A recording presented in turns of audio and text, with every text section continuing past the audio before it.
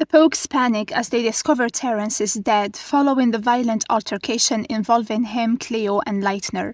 Outside, Deputy Shoop is on the scene, prompting the Pogues to hide Terence's body behind the couch while JJ distracts him.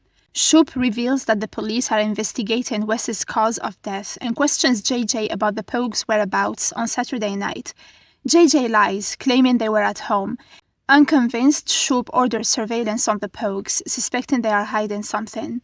Meanwhile, Rafe celebrates signing documents with Hollis on her yacht. Needing more details about her partner, she assures him that once the money clears, there will be a meet and greet. Pope and John B. theorize that the North Star and the Half Moon Battery refer to Charleston. JJ must get the Twinkie operational so they can head there. Leitner now possesses the amulet, and the captain instructs the crew to set sail for Charleston. One of the crew members seeks revenge for Omer's death, but the captain promises that vengeance will come in due time. The Pogues load Terence's body onto their boat, paying tribute before dropping it into the sea. Cleo vows to avenge his death. Damp hands JJ a letter from Wes, and after reading the cursive handwriting, JJ leaves a note for his friends on the Twinkie. Rafe shows Sophia Goat Island, apologizing for the incident on the beach. He expresses his desire to reunite his family and make amends with his sister, hoping to bring Sophia into his life.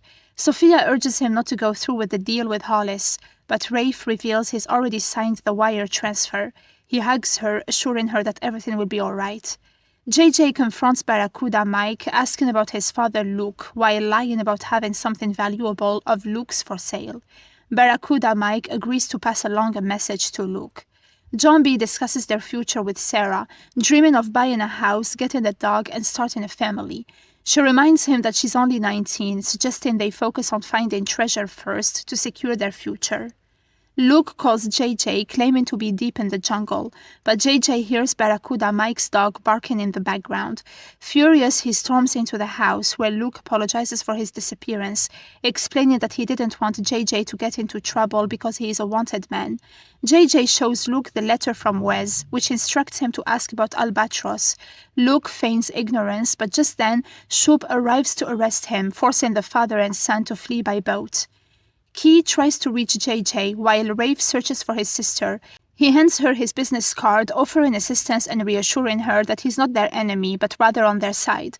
John B. Pope, Sarah, and Cleo explore Charleston, locating a cemetery where Blackbeard allegedly buried something in a crypt during the blockade of Charleston, something that could lead them to the treasure. Inside the church, Pope keeps watch while John B. is on cemetery duty. John B. spots Leitner and the captain in the cemetery, searching for the gatekeeper, an angel. They use the amulet to unlock the tomb. Pope and Sarah discover a breakable brick wall that leads to a secret tunnel. As they navigate through, Sarah panics at the sight of rats and accidentally knocks Pope down. They lock themselves inside the crypt, and Pope describes it as a real catacomb where the living and the dead collide.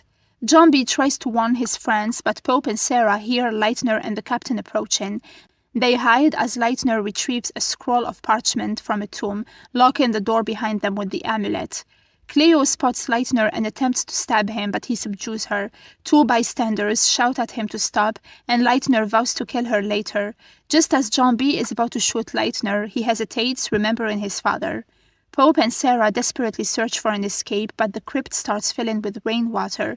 Pope notices barnacles climbing to the ceiling. Meanwhile, JJ and Luke hide in the lighthouse. JJ decides to leave, feeling the need to focus on his own life.